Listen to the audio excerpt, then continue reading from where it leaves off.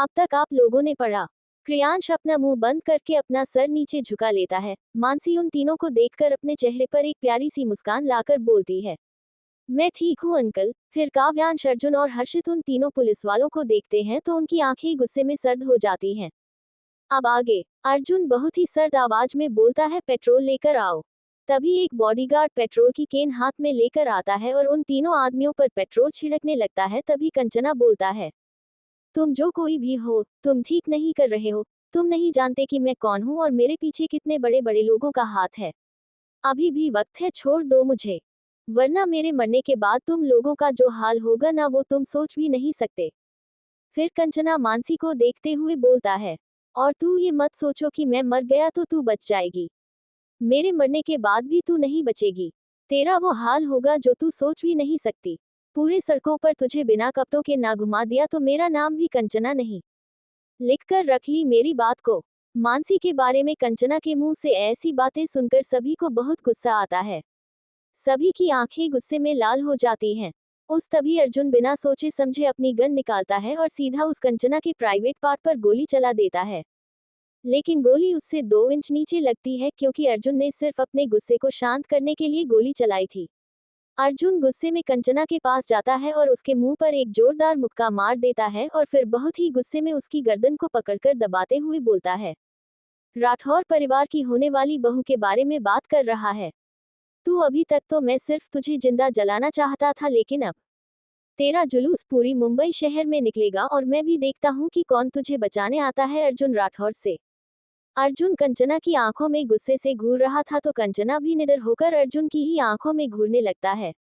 अर्जुन चिल्लाकर बोलता है, इसे यहाँ से लेकर जाओ। तभी 2 बॉडीगार्ड्स आते हैं और कंचना को वहां से घसीटते हुए ले जाते हैं। लेकिन बाकी के 2 कांस्टेबल की हालत खराब हो चुकी थी। अर्जुन राठौर का नाम सुनकर दोनों कांस्टेबल गिड़गिड़ाते हुए अर्जुन से रहम की भीख मांगते हैं। लेकिन अर्जुन अपनी सिगरेट निकालकर मुंह में दबाते हुए पहले तो स्टाइल से अपनी सिगरेट को जलाता है और फिर उसी लाइटर से उन लोगों को जिंदा जला देता है। और पूरा गांव अपने सामने उन दोनों कांस्टेबल को जिंदा जलते हुए देख रहा था। दोनों कांस्टेबल की चीखें पूरे गांव में सुनाई दे रही थी। उसके बाद अर्जुन लड़की के परिवार वालों को सांत्वना देता है कि अब सब कुछ ठीक है, किसी के साथ कुछ गलत नहीं होगा, और फिर वो परिवार अर्जुन के सामने हाथ जोड़कर उसका शुक्रिया अदा करते हैं। थोड़ी ही देर में सभी लोग कहां से निकल जाते हैं। क्रियांश काव्यांश के साथ काव्यांश की कार में ही चला जाता है और मानसी शौर्य के साथ शौर्य की कार में बैठी हुई थी और कार का माहौल काफी सर्द था।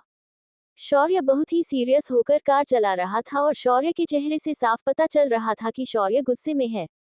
मानसी शौर्य को देखते हुए बोलती है, क्या हुआ, आप इतने गुस्से में क्यों हैं? तभी शौर्य गाड़ी को एकदम किनारे लगाकर ब्रेक लगा देता है और मानसी की सीट बेल्ट निकालकर एक ही झटके में मानसिक अपनी गोद में बैठा लेता है और गुस्से में मानसी के होठों पर अपने होंठ रखकर उसे बहुत ही रूडली किस करने लगता है।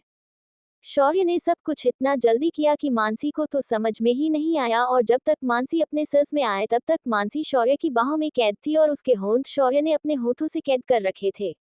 शौर्य का एक हाथ मानसी की कमर पर था और दूसरा हाथ मानसी की गर्दन पर था और शौर्य के किस करने के तरीके से मानसी को पता चल रहा था कि शौर्य गुस्से में है, क्योंकि शौर्य अपना गुस्सा मानसी के होठों पर उतार रहा था।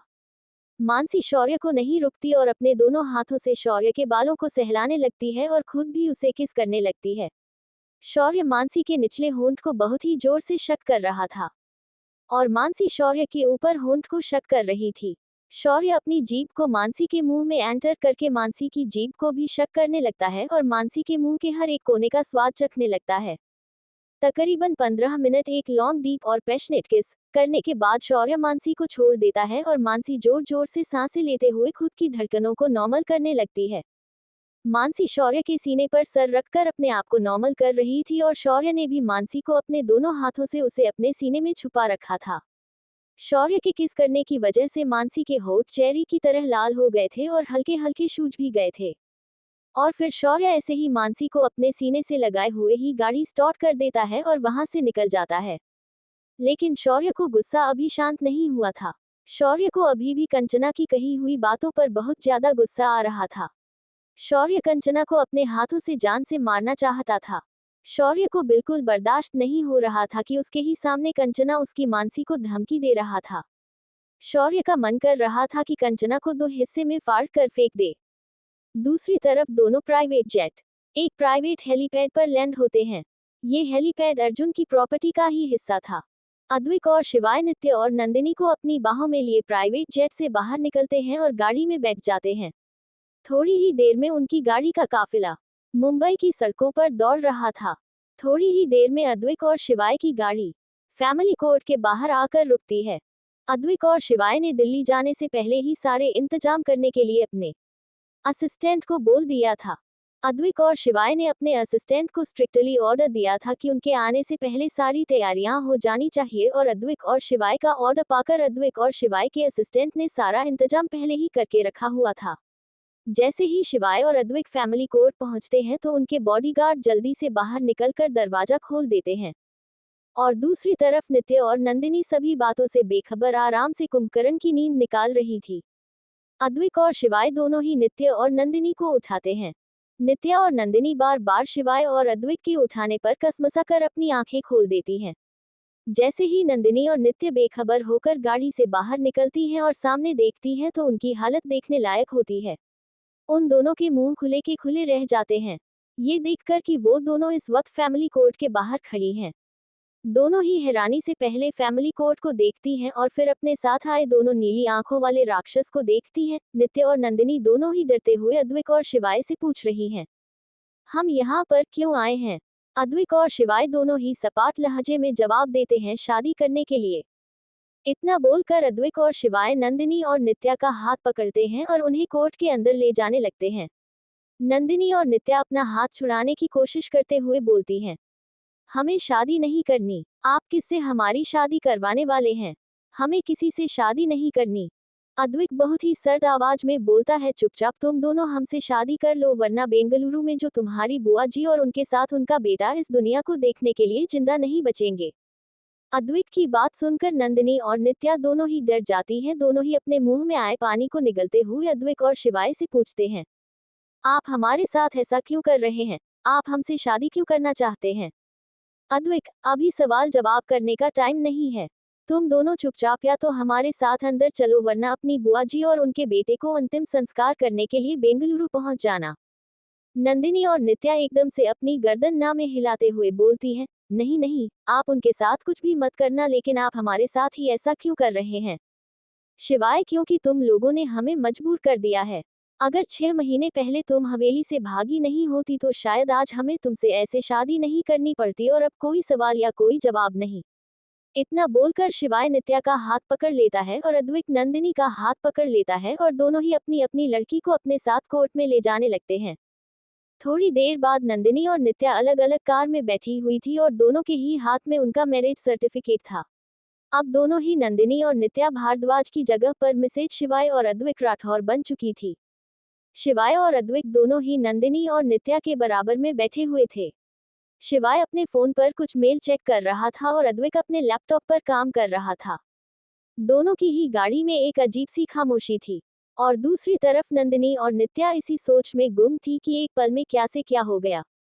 उनके बराबर में बैठा हुआ शख्स वह इंसान है जैसे 6 महीने पहले नंदिनी और नित्या मिली थी और 6 महीने पहले उन्होंने उनका उस समय पर साथ दिया था। जिस समय पर कोई भी उनका साथ नहीं दे रहा था, बल्कि जो लोग भी उनका साथ देते थे उन्हें बड़ी बेरहमी से मार दिया जाता था, और उस समय पर ये दोनों ही उनकी जिंदगी में एक मसीहा बनकर आए थे। दोनों ने ही कितना ख्याल रखा था उनका, और आज वही दोनों उन दोनों के जबरदस्ती के पति बन चुके हैं।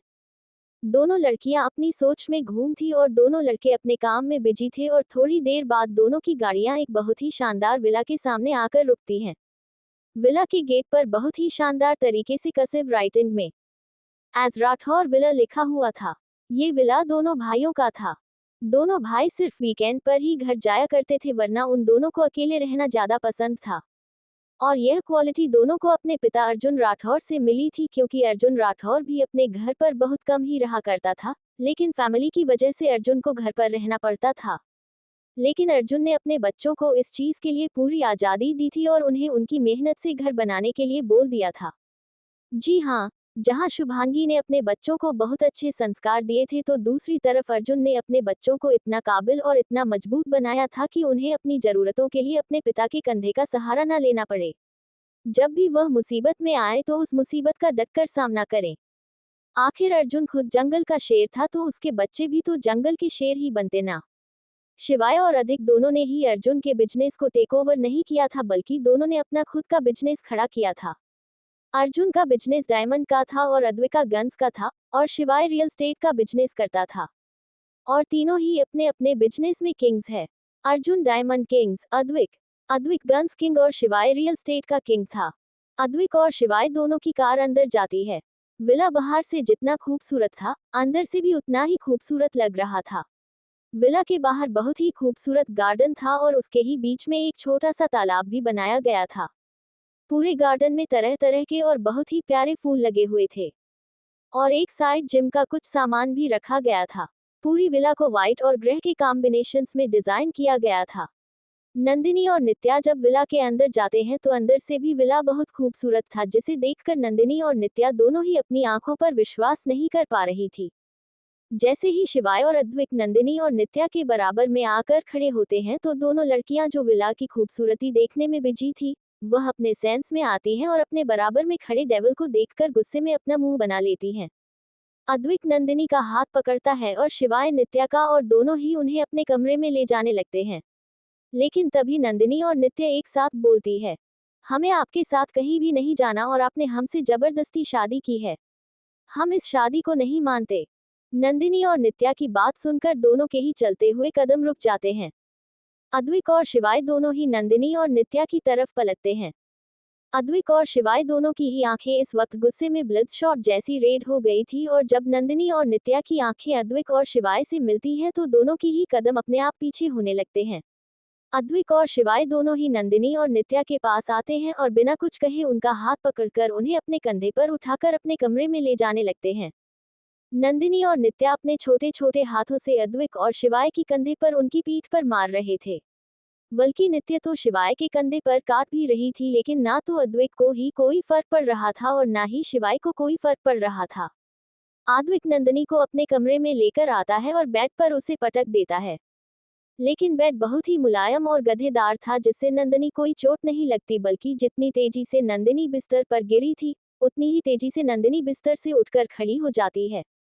नंदिनी उंगली पॉइंट करते हुए अद्विक को बोलती है, देखिए, हमारे करीब आने की कोशिश गलती से भी मत कीजिएगा।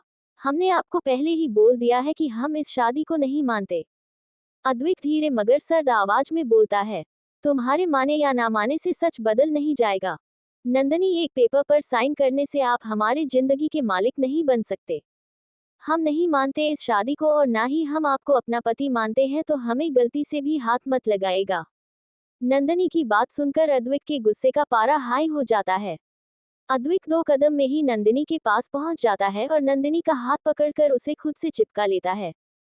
फिर अद्विक नंदिनी का हाथ पकड़कर उसे उसकी कमर की तरफ मोड़ देता है और दूसरे हाथ से नंदिनी के बालों को पकड़कर उसके चेहरे को बिल्कुल अपने चेहरे के करीब लेकर आता है। दोनों का चेहरा इतना करीब था कि दोनों की सांसें एक दूसरे के चेहरे पर पड़ रही थी। नंदिनी को वह अपने हाथ और अपने बालों दोनों में ही बहुत दर्द हो रहा था, क्योंकि अद्विक ने नंदिनी का हाथ और नंदिनी के बाद दोनों ही बहुत टाइट पकड़े हुए थे। अद्विक की आंखें गुस्से से जल रही थी। अद्विक बहुत ही गुस्से में नंदिनी को बोलता है, तुम मुझे अपना पति नहीं मानती, इससे मुझे कोई फर्क नहीं पड़ता, लेकिन मैं तुम्हारा पति हूँ और तुम पर पूरा हक रखता हूँ। तुम्हारी रूह पर, तुम्हारे जिस्म पर मेरा हक है। नंदिनी भी उसी गुस्से में जवाब देती है, आपके कह देने से सारे हक आपके नहीं हो जाएंगे। ना तो हम आपको अपना पति मानते हैं और ना ही अपने रूह पर, अपने जिस्म पर आपको कोई हक देते हैं। हमारे दिल पर, हमारी रूह पर, हमारे जिस्म पर उसका हक होगा जिसे हम खुद दिल से अपना पति मानेंगे। नंदिनी की बातों ने तो जैसे अद्विक के गुस्से में घी डालने का काम कर दिया था।